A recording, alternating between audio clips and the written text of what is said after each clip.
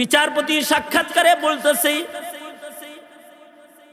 যে আমি একজন বিচারপতি, আমার কাছে একটা মামলার কাগজ আসছে।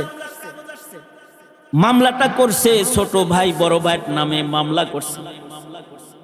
আমাদের দেশে যদি ছোট ভাই বড় ভাইয়ের নামে মামলা করে তাহলে মামলা হয় এরকম, মাননীয় আদালত আমার বড় ভাই আব্বারে বুলায়া বুলায়া জমিন লয়ে গেছে গা, মাননীয় আদালত আমার মাকে ঘুমের পরীক্ষায় টিপলে জমিন লেখে লয়ে গেছে গা। এই ধরনের মামলা মোকদ্দমা আমাদের দেশের ছোট ভাইরা আদালতে বড় ভাইয়ের নামে দেয়, কিন্তু বিচারপতি বলে আমার কাছে একটা আশ্চর্য মামলা এসেছে। মামলাটা হলো ছোট ভাই বড় ভাইয়ের নামে আদালতে মামলা দিয়ে বলতেছে, মহামান্য আদালত, আমরা দুইটা ভাই, আমাদের বাপ নাই, আমাদের একমাত্র ধন হলো আমাদের মা, কিন্তু আমার মা অসুস্থ, আমার মা অসুস্থ রোগী, বিছানায় পড়ে আছে, কখনো কখনো বিছানায় পেশাব পায়খানা করে। আদালত আপনার কাছে মামলা হলো আমার বড় ভাই আজ 17 বছর যাবত একা একা আমার মার খেদমত করে। আমি বারবার আমার মাকে আমার ঘরে আমি আনতে চাই, কিন্তু বড় ভাই মাকে আমার ঘরে দেয় না, আমারে খেদমত করার চান্স দেয় না। মহামান্য আদালত, আমি জানি আল জান্নাতু তাহতা আকদামিল উম্মাহাত, সন্তানদের জান্নাত মহান আল্লাহ মার পায়ের নিচে রেখেছে। ও আদালত, বড় ভাই জালেমি একা একা জান্নাত খুলে যায়, আমার মারে খেদমত করতে আমার ঘরে একটু দেয় না। আমি আমার জান্নাতটা নিতে, আমি আমার মায়ের খেদমতের অধিকার প্রতিষ্ঠা করার জন্য আদালতে মামলা করলাম। ইনসাফ চাই, আমিও সন্তান, মার খেদমত করার অধিকার চাই। এইটা হইল এক আজব মামলা যে ছোট ভাই বড় ভাইয়ের নামে মামলা করছে, মার খেদমত করতে দেয় না আমারে। আদালত বলে আমি ছোট ভাই ও বৃদ্ধা মা বড় ভাই এদেরকে আদালতে তলব করলাম। আদালতে তলব কইরা ছোট ভাইরে বললাম বড় ভাইয়ের নামে মানুষে মামলা দেয়, সে কয় দিব না, আমার টাকা পয়সা বেশি, আমার বাড়ি বড়, আমার ইনকাম বেশি, আমার গায়ে শক্তি বেশি, আমি আমার মার খেদমত করব। হে হে একা একা খেদমত করে আমার মারে দেয় না। বড় ভাইকে জিজ্ঞেস করলাম, তুমি তোমার ছোট ভাইকে তোমার মাকে দাও না কেন? বড় ভাই কয়, মহামান্য আদালত, আমার মা বৃদ্ধা, আমার মা অসুস্থ রোগী, কখনো কখনো বিছানায় পেশাব পায়খানা করে দেয়। আমি একা একা 17 বছর যাবত পেশাব পায়খানা সাফ করতে করতে এগুলো আমার কাছে আর গন্ধ লাগে না, ওর ঘরে এজন্য দিই না। ছোট মানুষ যদি ও কষ্ট পায়, আর যদি মার খেদমতে কোনো ত্রুটি হয়ে যায় তো বৃদ্ধা মা আমার কষ্ট পাবে। এই কারণে ওরেও কষ্ট দিতে চাই না, মারেও কষ্ট দিতে চাই না, তাই নিজে একা একা খেদমতটা করে যাই। আদালত বলে, দুনো ভাইয়ের কথা শুই না, আমি কিং কর্তব্য বিমূঢ় হয়ে গেছি। এগুর বিচার আদালতে কি করবো আমি? তার মাকে আদালতে দাঁড় করায় বললাম, ও মা, তোমার 2 সন্তানই তোমারে নিতে চায়, কিন্তু তুমি তো এক জায়গায় থাকলে অসুস্থ রোগীর সুবিধা, তুমি কার ঘরে থাকতে চাও? মা, তোমার কাছ থেকে এক সন্তানের নাম যদি উচ্চারিত হয়, তার নামটা আদালতে লেখা বিচারটা শেষ করে দেবে। আদালত মাকে কথা বলতে বললে, মা একবার বড় ভাইয়ের দিকে চায়, একবার ছোট ভাইয়ের দিকে, একবার বড় ছেলের দিকে, একবার ছোট ছেলের দিকে তাকায়। বড় ছেলের দিকে তাকাইলে বড় ছেলেও কান্দে, কয় মা শেষ, খেদমতটা আমার আবার বাদ দিও না, তুমি আদালতে আমার নাম বাদ দিও না। আর ছোট ছেলে বলে, মা আমি কি তোমার পেটে ছিলাম না? আমি কি তোমার পেট থেকে হইছি না? তুমি কি আমাকে ছোটবেলায় পালছো না, দুধ খাওয়াইছো না? আমার কি হক নাই? আমার হকটা আমারে দাও মা। মা সন্তানদের দিকে তাকায় তাকায় ফেল ফেল করে খালি কান্দে, কথা কইতে পারে না। আদালত বলে, মা কোনো সন্তানের নাম কি উচ্চারণ করবেন না আপনি? মায়ে কয়, মহামান্য আদালত, দুনিয়ার আদালতে দুই ছেলের যে কোনো একজনের নাম উচ্চারণ করে আমি আরেক সন্তানরে আদালতে খাটো করতে চাই না, কারণ আমার দুনো সন্তান হীরার টুকরা, আমার কাছে দুটাই সমান দাম। আপনি বিচারটা করে দেন শরিয়া আদালতের দৃষ্টিভঙ্গিতে। আদালত বলে, আমি তখন বড় ভাইকে বললাম, দীর্ঘদিন খেদমত তো করছো, তুমি অসুস্থ, তোমার ইনকামও কম, এবারের জন্য খেদমতের সুযোগটা তোমার ছোট ভাইয়ের ঘরেই তোমার মাকে দিয়ে দিলাম। কিন্তু ছোট ভাই, তুমি বড় ভাইয়ের কাছে মা চাইলে বড় ভাই না দিয়া তোমাকে কষ্ট দিয়েছে। তোমার দরজায় যদি তোমার বড় ভাই কখনো তোমার মাকে 2-4 দিনের জন্য নিজের ঘরে নিতে চায়, বাধা দিবা না, কোলে কইরা মাটাকে বড় ভাইয়ের ঘরে দিয়ে আইসো। আদালত বলে, এই রকম একটা মর্মস্পর্শী বিচার করার পরে ভাবলাম কাহিনীটা দুনিয়ার মানুষকে শোনায় দিই, কারণ এই রকম নেক সন্তান ঘরের ভেতরে 2 জনও লাগে না, কারোর ঘরের যদি এমন একটা নেক সন্তান হয়ে যায়, আহারে দুনিয়ার সব ঘরে ঘরে যদি এমন সন্তান হইতো, তাইলে মা বাবারে বৃদ্ধাশ্রমে যেতে হইতো না, সন্তান থাকতে কোনো মাকে বাবাকে ভিক্ষা করতে হইতো না। সন্তান এত দূরে গাফেল থাকে যে মা বাবা দরজা বন্ধ করে কান্নাকাটি করতে হয়, এমন দুঃখের দিন কোনো মা বাবার কাটাইতে হইতো না যদি ঘরে ঘরে এমন নেক সন্তান মা বাবারা পাইতো। আমি যে একটু আগে যে মাহফিল থেকে আসলাম, এই মাহফিলে এই দেশের একজন প্রথিতযশা শেখুল হাদিস ওখানে বয়ান করতেছেন আমার পরে, নাম বললে আপনারা চিনে ফেলবেন, কিন্তু তিনি আজ আমার জানা মতে 21 বছর যাবত তার বাবা বিছানায় পড়া, 21 বছর হয়ে গেছে। তার মা মারা গেছে আরো 4 বছর আগে, 3 বছর আগে। আমার জানা মতে এই শাইখুল হাদিস সন্তান সকাল বেলায় নিজের বাবার পেশাব পায়খানা নিজের হাতে সাফ কইরা বাবাকে নিজের হাতে খানা খাওয়ায়া মাদ্রাসায় যায়, আবার সন্ধ্যা বেলায় নিজের বাবার পেশাব পায়খানা প্যাম্পাস পরিষ্কার করে বাবারে রাইখা বাইরে আসে, মাহফিলে যায়, মাহফিল থেকে ফেরত যায় আগে ফজরের আগে নিজের বাবাকে পরিচ্ছন্ন করে ফজরের নামাজ পড়ার জন্য কেবলামুখী করে বসায়া দেয়। আমার চেনা জানা একদিন আমাকে মাদ্রাসায় ক্লাস করতে আসছে আর বলতেছে, ভাই এই জায়গাটা আজকে অনেক ব্যথা। আমি বললাম কেন, কি হয়েছে? আব্বার একটা পায়ে কিছু শক্তি আছে, তো আমি ধরতে একটু মানে কৌশলটা ভালো হয় নাই, তো আব্বা এত রাগ হয়েছে যে এই পা দিয়ে একটা লাথি যে মারছে আমারে, আমার কোমরে ব্যথা হয়ে গেছে। আমি বললাম, বাবার লাথি খায়া কেমন লাগতেছে আপনার? সে বলে, বাবার লাথি খাওয়ার পরে আমি বুঝতেছি ছোটবেলায় এমন কত লাথি বাবারে কোলে বসে বসে আমি দিচ্ছি। আমি বললাম, আপনি কি বললেন তখন আপনার আব্বাকে? আব্বা যে পাটা দিয়া লাথি দিছে, আমি ওই পাটা ধরে একটু চুমা দিছি, তো আব্বা খুশি হয়ে আমারে বুকে জড়ায় ধরে কান্দে দিছে। এজন্যে আল্লাহর কাছে বলতে হয়, রব্বানা হাবলানা মিন আজওয়াজিনা ওয়া যুররিয়াতিনা কুররাতা আ'য়ুন ওয়াজআলনা লিল মুত্তাকিনা ইমামা।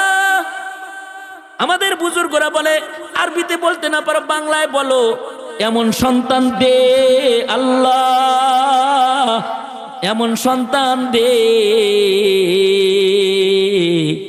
কামাই খাওয়ার আশা নাই, আমি মইরা গেলে দোয়া করবে যে। এমন সন্তান দে মাওলা, আমাকে এমন একটা সন্তান দে,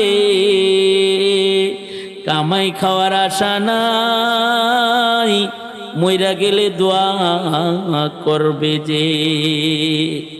কিছু কিছু সন্তান আছে, এদের দেখলে বাবা মার চোখ জুড়ায় যায়, তারা দিলের শান্তি। ওই রকম সন্তানগুলো আল্লাহর কাছে চাইতে হয়। আলেম না হইলেও অনেক সময় সন্তান দেখলে পরে চোখ জুড়ায় যায়, মানে রাখি ভাই, মানে দেখলে মনে হয় যে শাইখুল হাদিস সাহেব পাস করলে একটা টুপি পড়ছে, সুন্নতি একটা দাড়ি, والذين يقولون ربنا هب لنا والذين يقولون ربنا هب لنا من أزواجنا وذرياتنا قرة أعين وجعلنا للمتقين إماما আল্লাহ বলেন আমি রহমানের গোলাম তারা যাদের একটা গুণ এটাও যে তারা আমার কাছে বলে ওগো আল্লাহ আপনি আমার নসলে আমার বিবি থেকে আমাকে এমন সন্তান দান করেন যে সন্তান আমার চক্ষু শীতল করবে, যে সন্তান দেখলে আমার চোখ জোড়াবে। ওগো আল্লাহ এমন সন্তান আমাকে দান করেন যেটা নেককারদের সর্দার হবে। তার মানে ওগো আল্লাহ যে সন্তান আমারে দুঃখ দেয়, কষ্ট দেয়, যে সন্তান আমার চোখের অশ্রু ঝরায়, এমন সন্তান আমাকে দিবেন না। যে সন্তান চাঁদাবাজ হয়, জেনাকার হয়, মদখোর হয়, ঘুষখোর হয়, সুদখোর হয়, বেঈমান হয়, এমন কোন বদকার আমার খানদানের ভেতরে ও মাওলা আপনি আমার খানদানের দুষ্ট লোক দিবেন না। আপনি আমার খানদানের ভেতরে পাঠাইবেন নেককারদের সর্দার। রব্বানা হাবলানা মিন আজওয়াজিনা ওয়া যুররিয়াতিনা কুররাতা আ'য়ুনি ওয়াজআলনা লিল মুত্তাকিনা ইমামা। রবের শিখানো এই দোয়াটা যদি কেউ বেশি বেশি পড়ে আল্লাহ তাকে জান্নাতে বাড়ি দান করবে এবং ইবাদুর রহমানের ইজ্জত দান করবে। আল্লাহু আকবার বলেন। দোয়াটা পড়া উচিত না সবাই? কিন্তু আমরা তো পড়ি না, আমরা বড় গাফেল, দোয়াটা আমরা পড়ি না। দোয়াটা পড়বো কেমনে? পারেই না। কালিমা যে পারে না হের দোয়া মুখস্থ থাকবো, কিন্তু পারলেও শুদ্ধ হয় না, অশুদ্ধের কারণে বলা হয় না, পড়া হয় না। এই ধরনের বিভিন্ন জটিলতায় আমরা এত আজিমুশান ইবাদত থেকে আমরা গাফেল। 5 বেলা নামাজের পরে পড়া উচিত, যখন স্মরণ হয় তখন পড়া উচিত। আল্লাহ আমার একটা নেক সন্তান দান করেন, ভালো সন্তান দান করেন, চক্ষু শীতল সন্তান দান করেন। কারণ ডাক্তার হইলেই চোখ শীতল হয় না, ইঞ্জিনিয়ার হইলেই চোখ শীতল হয় না। কিছু কিছু মা বাবার রিক্সাওয়ালা সন্তান দিয়ে তার চক্ষু শীতল। কারণ ডাক্তার সন্তান তার মাকে বৃদ্ধাশ্রমে রাখছে, ইঞ্জিনিয়ার তার মাকে বৃদ্ধাশ্রমে রেখে সে কানাডা ইঞ্জিনিয়ারিং করতেছে। আর রিক্সাওয়ালা সন্তান রিক্সা চালায়া ঘাম ঝাড়া পয়সা দিয়া লাল আটা কিনে নিয়া মায়ের রুটি বানায়া নিজের হাতে খাওয়াইয়া দিতেছে, চোখ শীতল হয়ে যেতেছে। এজন্য আল্লাহর কাছে বলা, ওগো আল্লাহ আপনি আমাকে এমন সন্তান দান করেন যেই সন্তান দিয়া আমার চোখ শীতল হবে। গো আল্লাহ এমন সন্তান আমি চাই না যে সন্তান আমার দুঃখের কারণ হবে, এমন সন্তান চাই যে আমার চোখ শীতল করবে। এমন সন্তান চাই না যেটা চাঁদাবাজি করবে, এমন সন্তান চাই না যেটা মানুষের উপরে অত্যাচার করবে, এমন সন্তান চাই না যেটা গাঁজাখোর হবে, মদখোর হবে। ও আল্লাহ এমন সন্তান চাই যে সন্তানটা হবে জমিনে নেককারদের সর্দার, মুত্তাকিদের সর্দার। আমাকেও আমার সন্তানদেরকে মুত্তাকিদের সর্দার বানায় দেন আল্লাহ। এই দোয়া যখন কবুল হয়ে যায় তখন করিম ইবনে করিম হয়।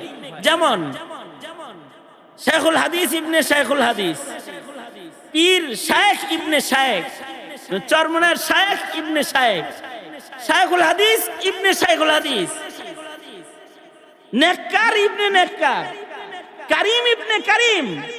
বাপেও নেককার হইছে, ছেলেরাও নেককার হইছে। বাবাও নেককারদের সর্দার হইছে, ছেলেও নেককারদের সর্দার হয়ে গেছে। এই রকম সন্তান আল্লাহর কাছে সব সময় কামনা করা।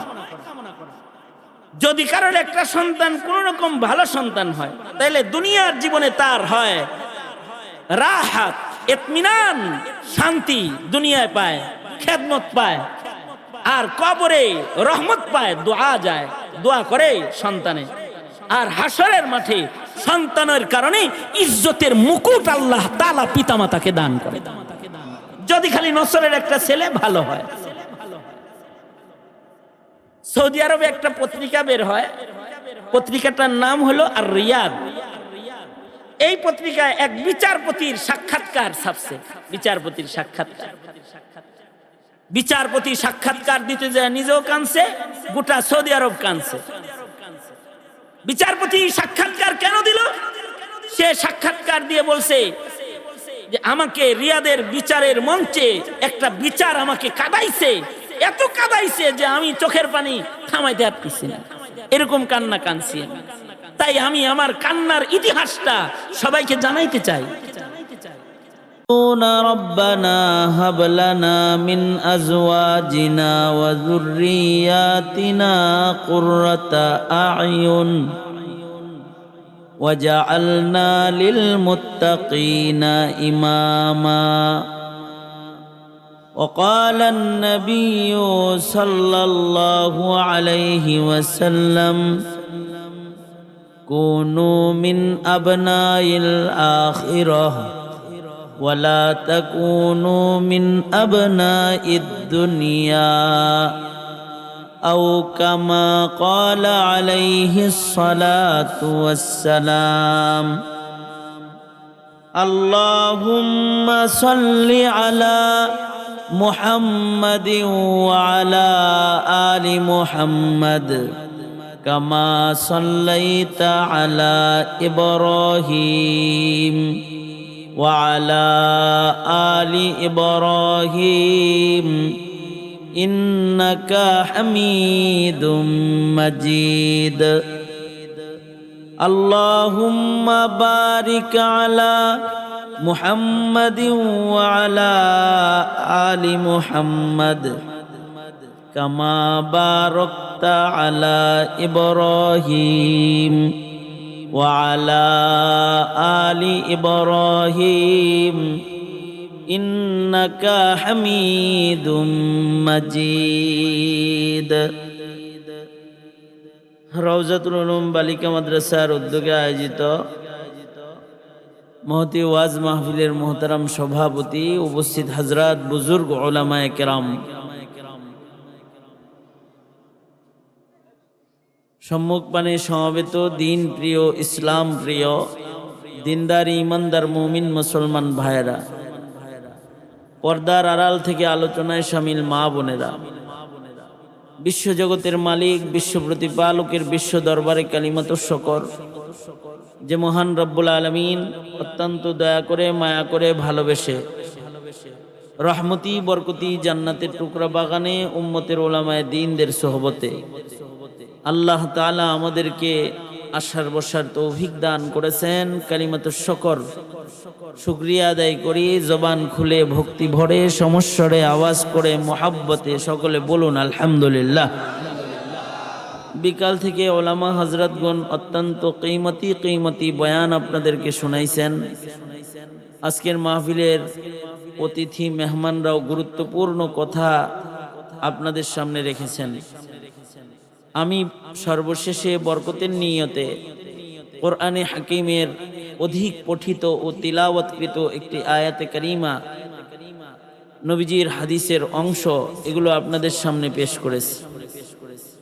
এগুলোকে সামনে করে খুব সংক্ষেপে কিছু কথা আপনাদের সামনে বলবার ইরাদা রাখি। আল্লাহ তাআলা কিছু উপকারী কথা আপনাদের কানে পৌঁছায় দেওয়ার তৌফিক দান করেন। আপনারা দোয়া করুন, বলুন আমিন। আমাদের জন্য, আমাদের ঘরে সবচেয়ে বড় সম্পদ হলো মানব সম্পদ। সমাজের সবচেয়ে বড় ধন হলো মানব সম্পদ।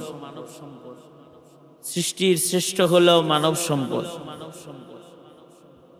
মানব সম্পদের উন্নয়ন, এটা সবচেয়ে দামি উন্নয়ন। মানব সম্পদ উন্নয়নের জন্য আল্লাহ তাআলা যুগে যুগে নবী রাসূল প্রেরণ করেছেন। মানব সম্পদ যদি ভালো থাকে তাহলে মানুষ এত দামি সম্পদ যে একজন ভালো মানুষ জমিনে থাকলে আল্লাহ তাআলা কিয়ামত সংগঠিত করবেন না।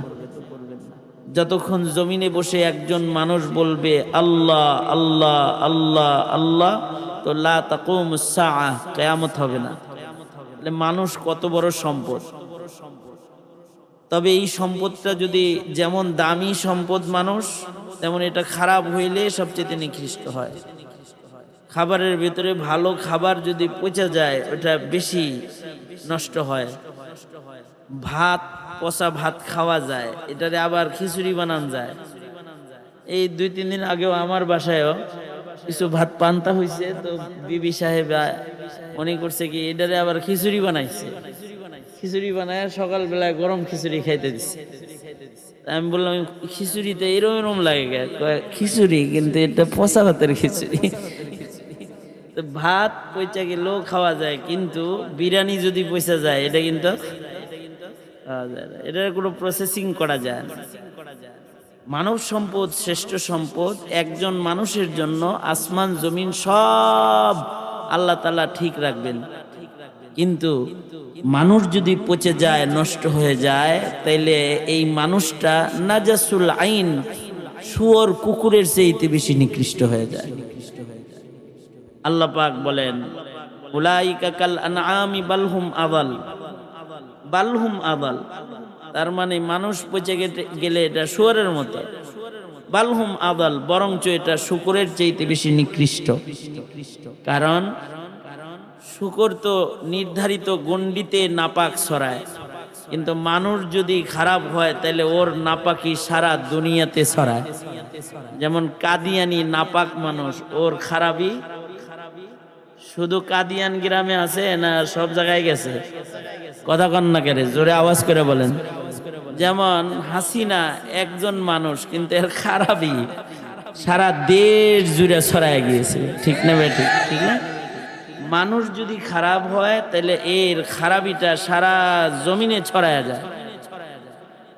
এ কারণে খারাপ মানুষ বেশি ভয়ঙ্কর, খারাপ মানুষ বেশি ভয়ঙ্কর। ভালো মানুষ সবচেয়ে বড় রহমত, যে কিয়ামত হবে না।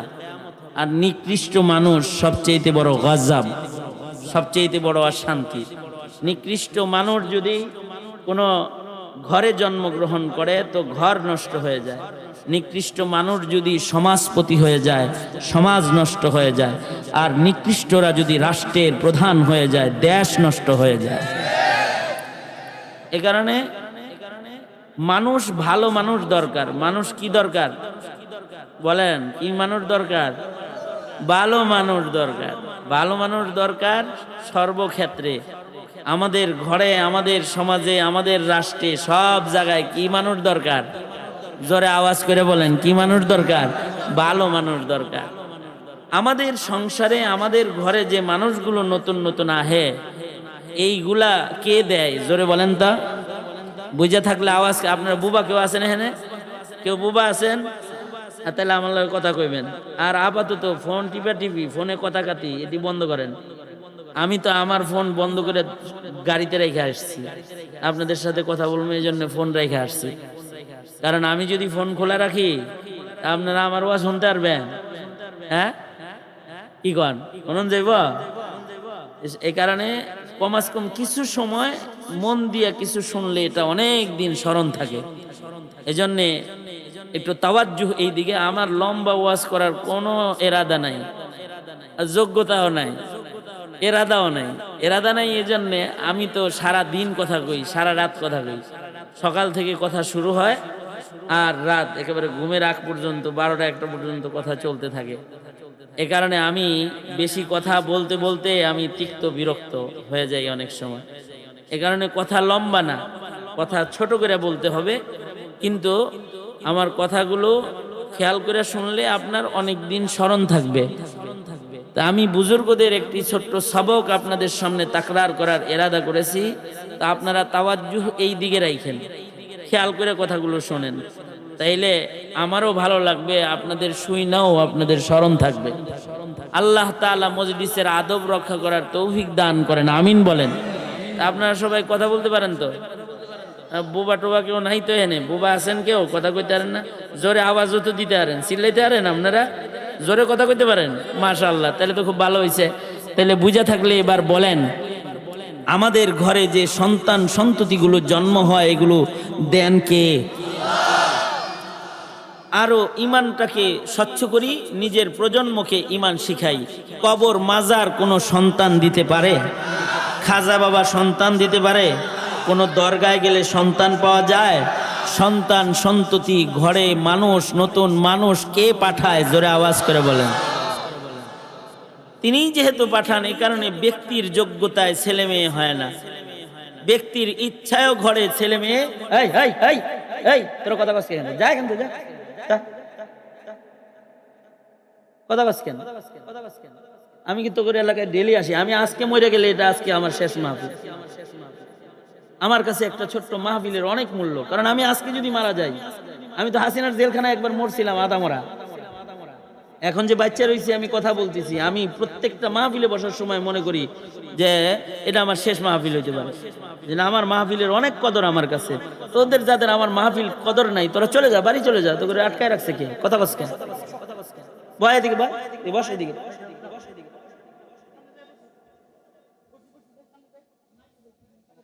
বাঙালি খুব খারাপ, বাঙালি সোজা আঙ্গুলে ঘি ওঠে না, আর ভালো ব্যবহার করলে ভালো ব্যবহার নিতে চায় না, যতক্ষণ না আঙ্গুল বাঁকা না করা। হাসিনারে বাঁকা না করা পর্যন্ত হে দেশ ছেড়ে যায় নাই। যেদিন বাঁকা করা হয়েছে সেদিন দেশ ছেড়ে গেছে। সুতরাং আমরা কিন্তু আসলে সোজাই রাখবার চাই, সবসময় বাঁকা করবার চাই না। এই ব্যবহারটা করবার চাইছিলাম, রাগ হয়েছেন? রাগ হলে মাফ করে দিন, আর যদি বেশি রাগ হয়ে থাকেন তা আপনি একটা খারাপ ব্যবহার করে আলাই দিন, অসুবিধা নাই, আমি মাফ করে দিছি। আমি মত পর্যন্ত আমার সাথে যারা খারাপ ব্যবহার করবো সবাই মাফ করে দিছি। হ্যাঁ আচ্ছা রয়েছেন কে মিয়া?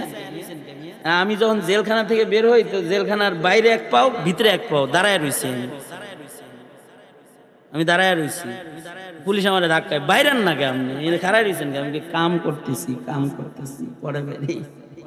কি কাম করেন? আমি বলি দোয়া কবুলের টাইম, সব দোয়া করে বেরিয়েছি। তার ভিতরে একটা হইলো, আল্লাহ আমি তোমার বান্দাদেরকে মাফ করে দিলাম যারা আমারে কষ্ট দেয়, বিনিময়ে তুমি আমাকে মাফ করে দিও।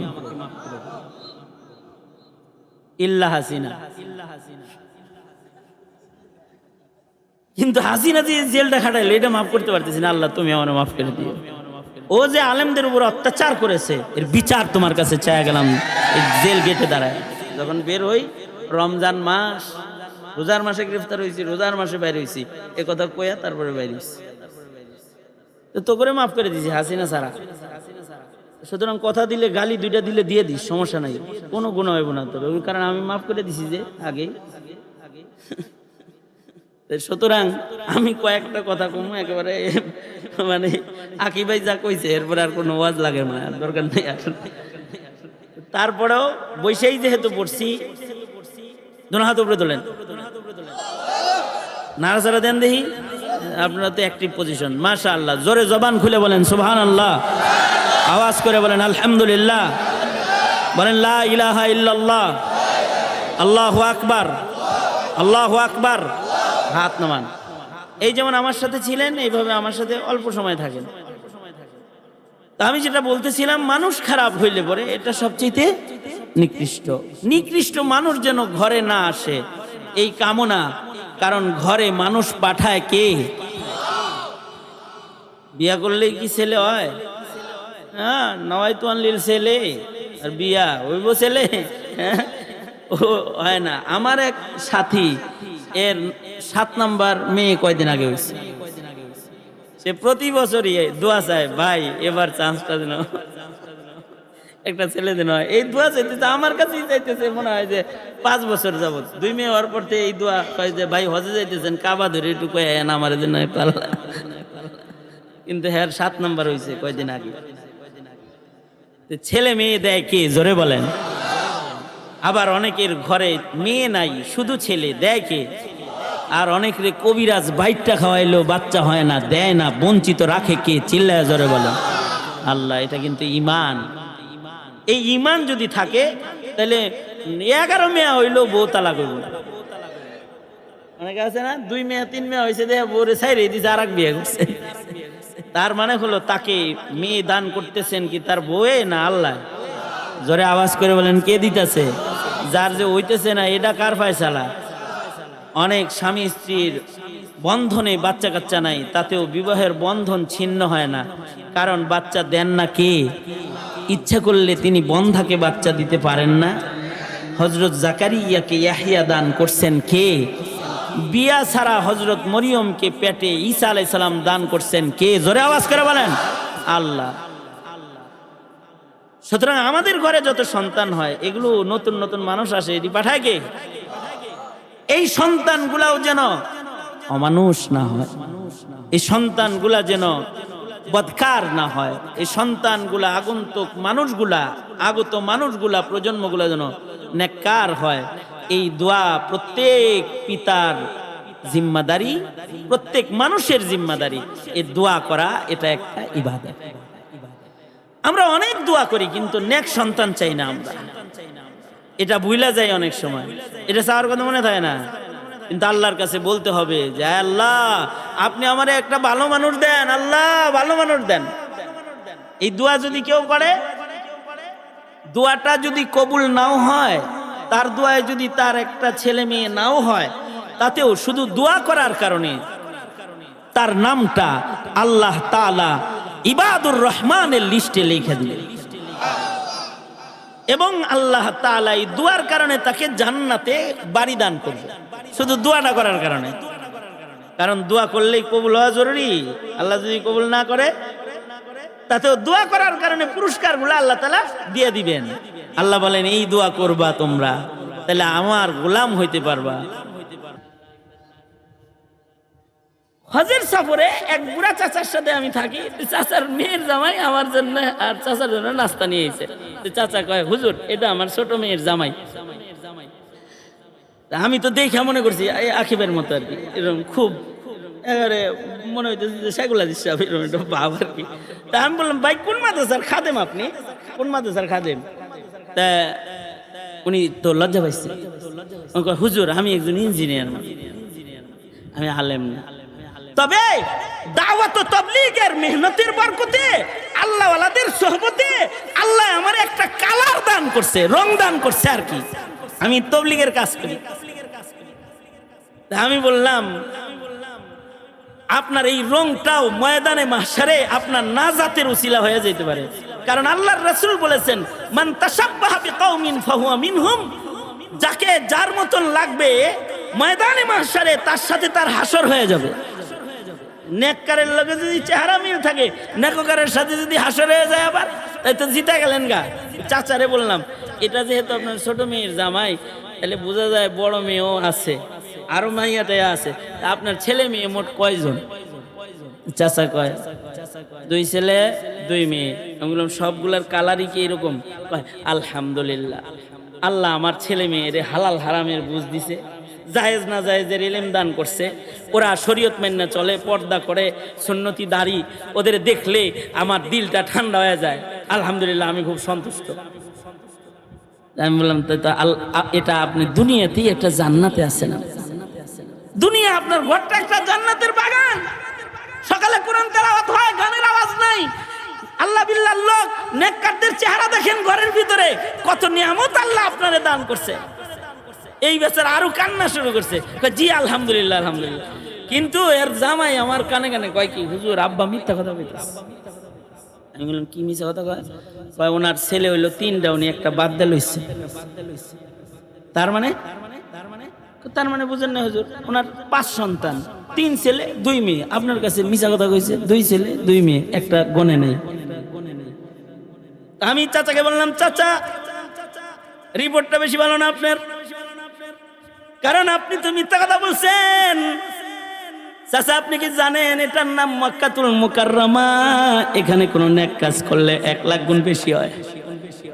যদি 1 রাকাত নামাজ কেউ পড়ে তো লাখ রাকাতের সওয়াব। একটা মিথ্যা কথা কইলে কিরকম হইব চাচা? আপনার সন্তান হলো 5টা, 4টা বললেন কেন? চাচা বড় হুঁশিয়ার চাচা। চাচায় কয় হুজুর আপনাদের মুখেই শুনছি সব সন্তানকে সন্তান হিসেবে গণনা করতে নাই। নূহ আলাইহিস সালাতু ওয়াস সালাম যখন নিজের ছেলেকে আমার ছেলে বলে ডাকতেছিল, তখন কি আল্লাহ তাআলা বলে নাই নূহ ইন্নাহু লাইসা মিন আহলিক, এই ছেলে তোমার আহাল না, তার মানে বদকার ছেলেরই গণনা করতে বাপেরে মানা করে আল্লাহ নিজে। কাবা শরীফের পাশে বৈশা একটা নাস্তিক মেজাজের ছেলেরে নিজের ছেলে হিসেবে গইনা মহান আদালতে কিবরিয়াতে আসামি হইয়া দাঁড়াইতে চাই না। ওটা তো আল্লাহ খুদা বুঝে না, ওরা ছেলে হিসাবে গুণমুখী জন্য ওটাকে ঘর থেকে হিসাবের বাইরে রাখছে। আমি মাঝে মধ্যে বলি এই কথা, সন্তান যদি মানে আল্লাহ পাকের আল্লাহর রাসূলের ফরমাবরদার গোলাম না হয়, হুঁশিয়ার ইমানদার পিতার অমন ছেলের গণনা করা এটা মুসিবতের কারণ। এটা যেমন মুসিবতের কারণ, আমি এটাও বলি সমাজের সব মানুষকে মানুষ হিসেবে গণতে হয় না। এটাও বলি যারা রাজনীতি করে তাদেরকে বলি, যারা দল চালান তারা সবাইকে কর্মী হিসেবে গণবেন না। যারা সমাজে সন্ত্রাস করে, চাঁদাবাজি করে তাদের কর্মী বলেন। লজ্জা করে না আপনার? লজ্জা করে না? এগুলা কর্মী হয় নাকি? যারা সমাজের মানুষের অধিকার নিয়ে ছিনিমিনি খেলে। সুতরাং মানুষ ঘরে আইলেই মানুষ না, আল্লাহর কাছে চাইতে হইবে একটা ভালো মানুষ। এমন সন্তান দে মাওলা, এমন সন্তান দে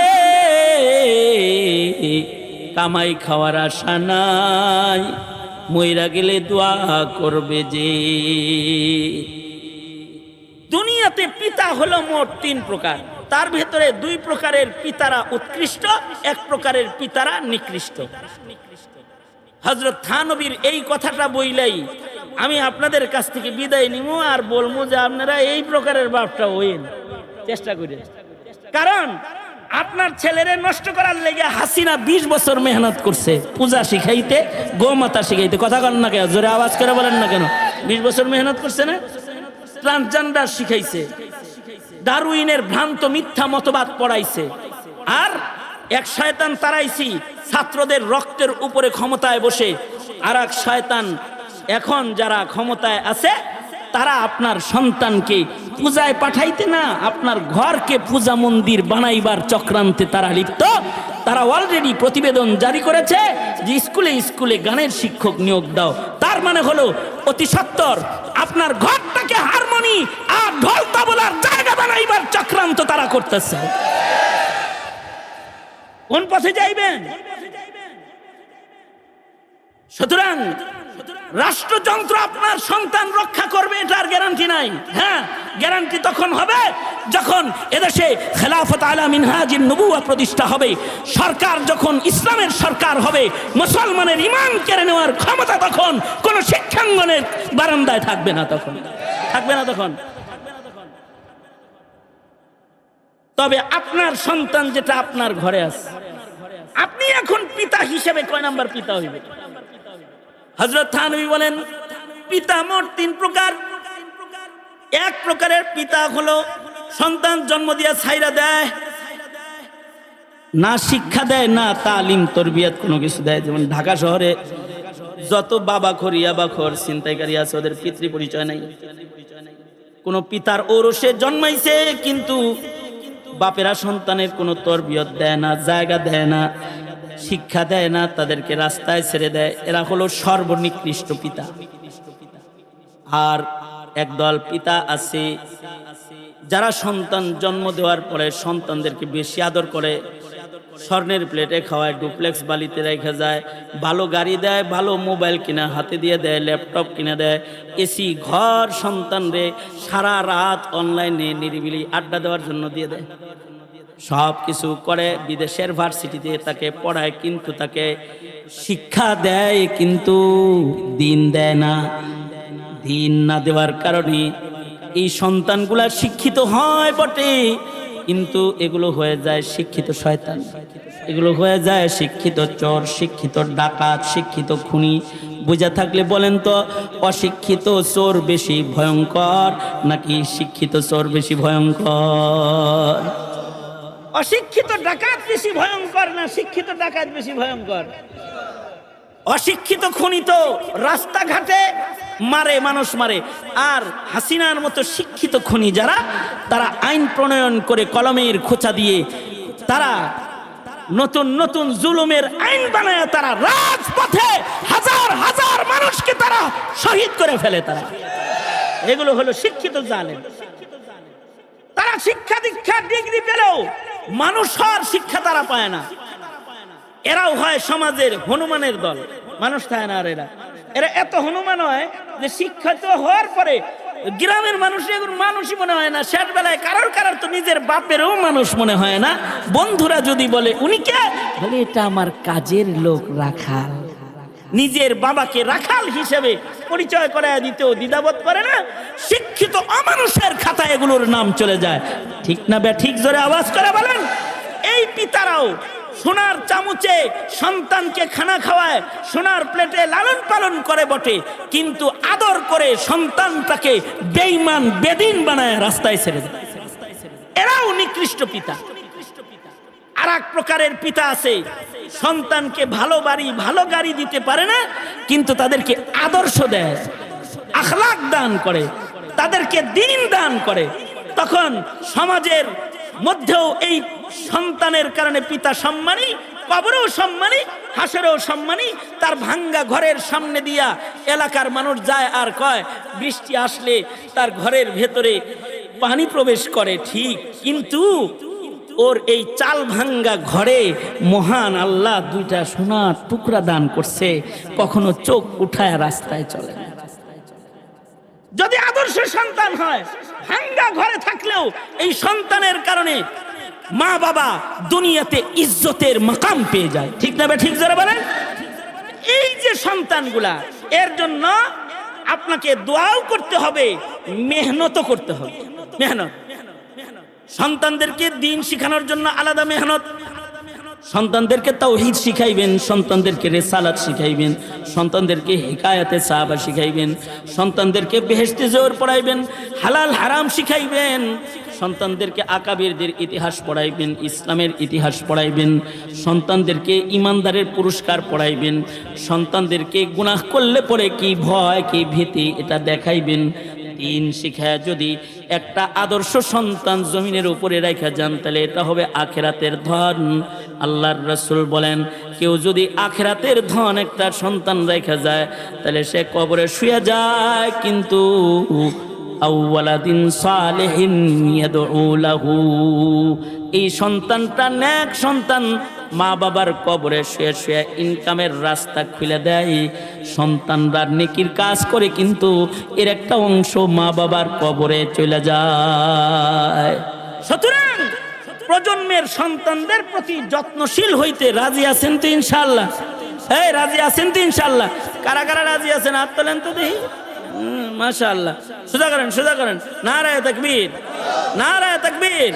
বলেন ইয়া আল্লাহ, ওয়াদা করিতেছি আমরা আমাদের প্রজন্মকে রক্ষা করার মেহনত করব, দেশ রক্ষা করার মেহনত করব ইনশাআল্লাহ। উলামায়ে কেরাম যেখানে, আমরা আছি সেখানে। উলামায়ে দ্বীন নাই যেখানে, আমরা নাই সেখানে।